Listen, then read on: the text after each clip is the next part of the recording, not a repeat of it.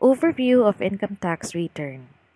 As prescribed under Section 24, Title 5, Title 6, and Title 7 of the National Internal Revenue Code, as amended by Republic Act 10963, otherwise known as Train Law.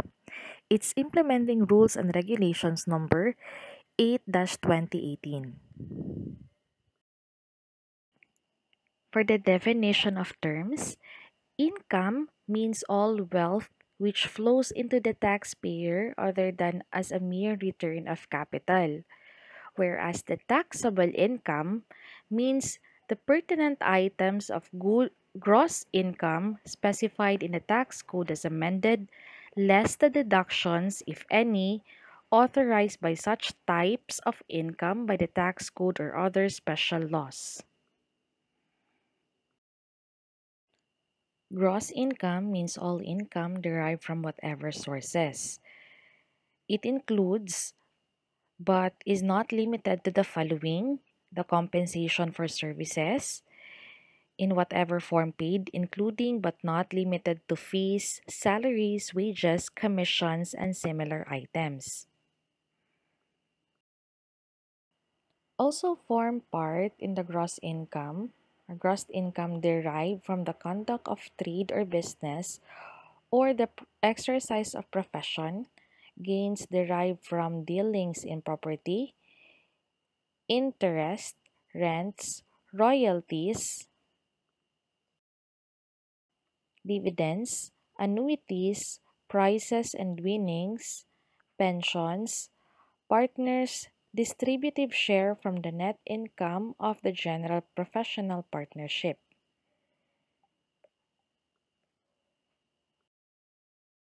Exclusions from gross income.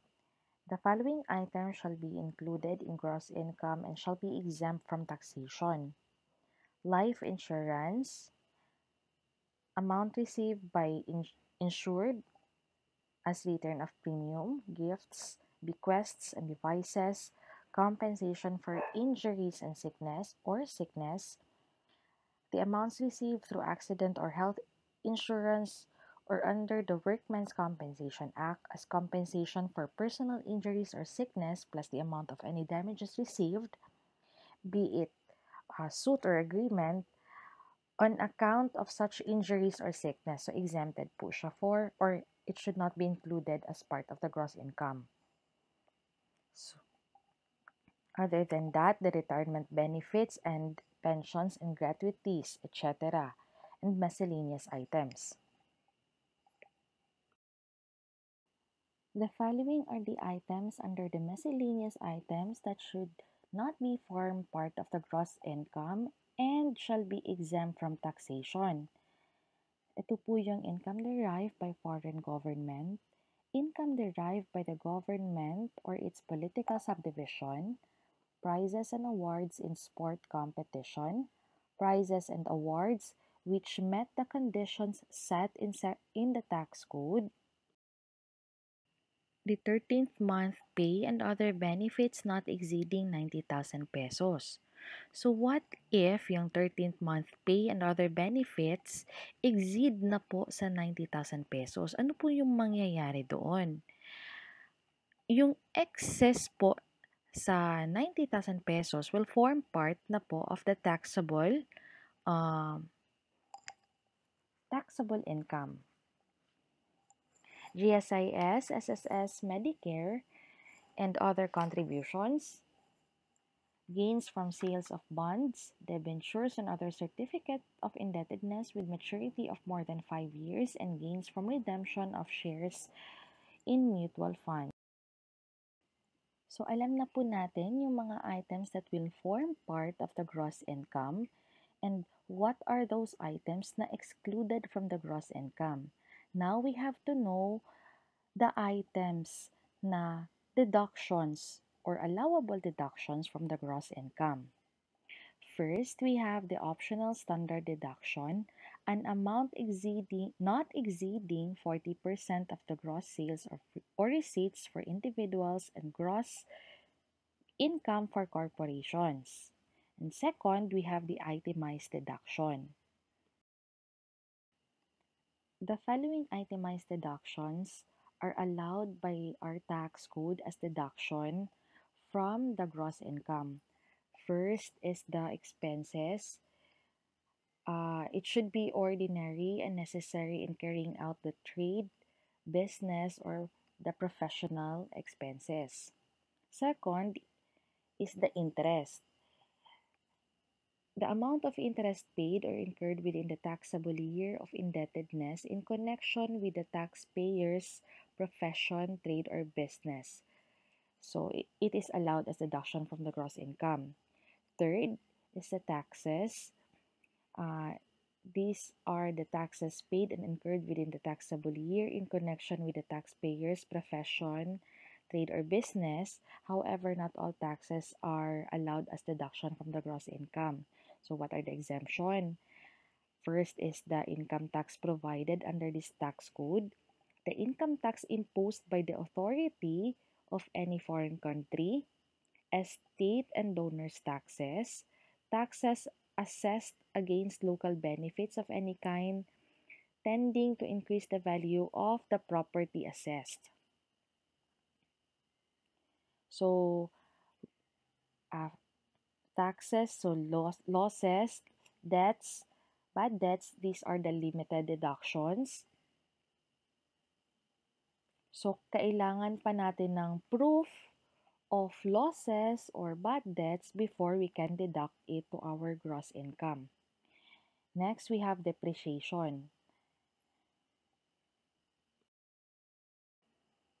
To continue, also allowed as deduction from the gross income is the depletion of oil and gas wells at mines, charitable contributions and other contributions, research and development, pension trust. Note that not non-resident alien individuals are not allowed for this deduction.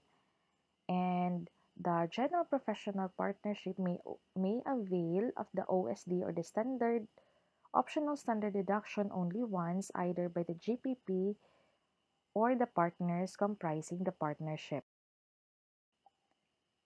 Not all individual income taxpayer who is earning income is required to file the income tax returns. So let us all know who are these individuals or who are these taxpayers who are not required to file the income tax returns. First is we have an individual earning purely compensation income whose taxable income does not exceed 250,000 pesos. Second, we have an individual whose income tax has been withheld directly by his employer, provided that such individual has one employer for the taxable year. Third, an individual whose sole income has been subjected to final withholding tax or who is exempt from income tax pursuant to the tax code and other special laws. Fourth, individual who is a minimum wage earner. Fifth, those who are qualified under substituted filing. However, all the requirements must be present para po ma-qualified for substituted filing. So first, employee receive purely compensation income regardless of amount during the taxable year. The employee received the income from only one employer in the Philippines during the taxable year. Third, the amount of income tax due of the employee at the end of the taxable year equals the amount of the tax withheld by the employer. The employer's spouse also complies with all the three conditions previously stated, uh, and the employer files the annual information return or the BIR form 1604CF, and the employer issues BIR form 2316 to each employee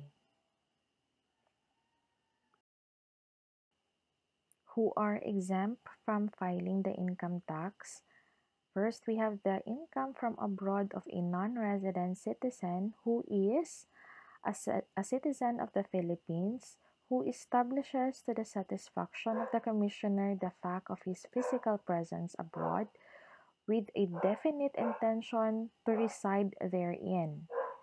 A citizen of the Philippines who leaves the Philippines during the taxable year to reside abroad, whether as an immigrant or for employment on a permanent basis.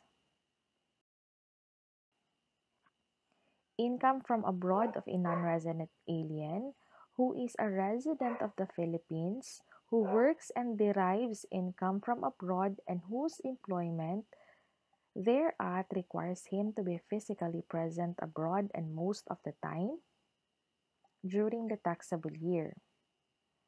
A citizen who has been previously considered as a non-resident citizen and who arrives in the Philippines at any time during the taxable year to reside permanently in the Philippines will likewise be treated as a non-resident citizen during the taxable year in which he arrives in the Philippines, with respect to his income derived from sources abroad until the date of his arrival in the Philippines.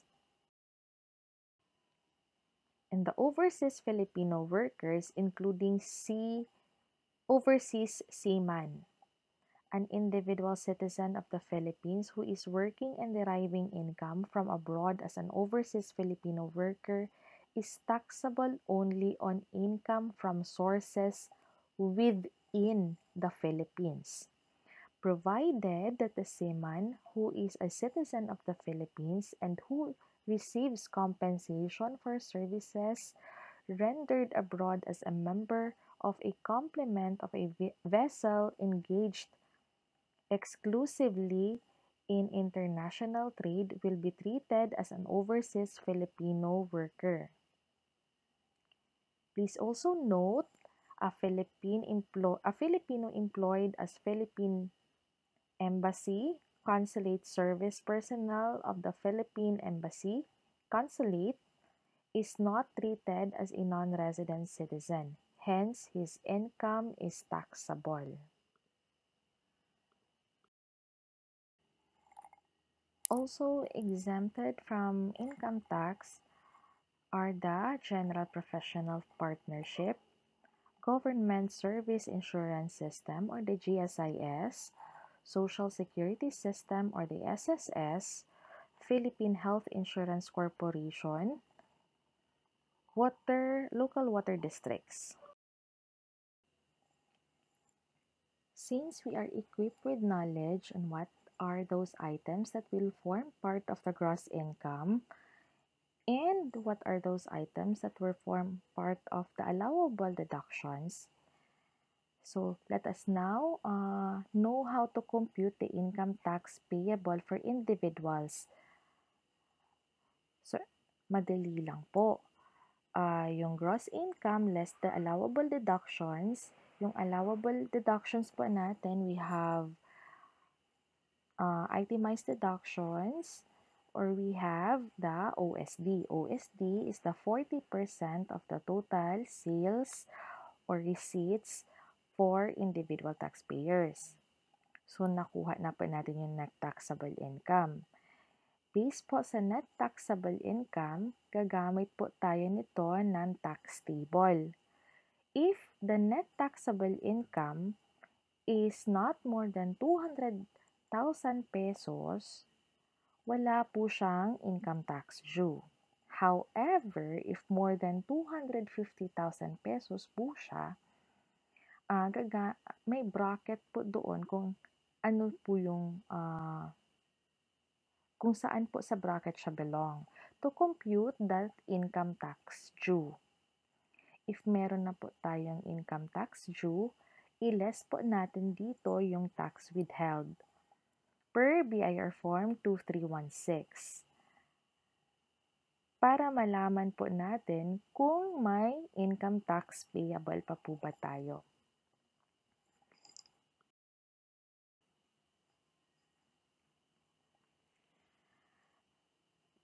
This another table is based on the preferential rate of 8%. If the taxpayer's source of income is purely self-employed. So, meron na po tayong gross sales from business or practice of profession. Add non-operating income para makuha po natin yung total taxable income.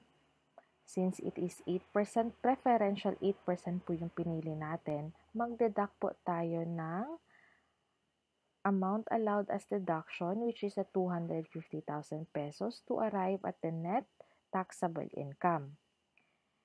Yung net taxable income po natin, i-multiply po natin ito ng 8% para makuha po natin yung income tax due.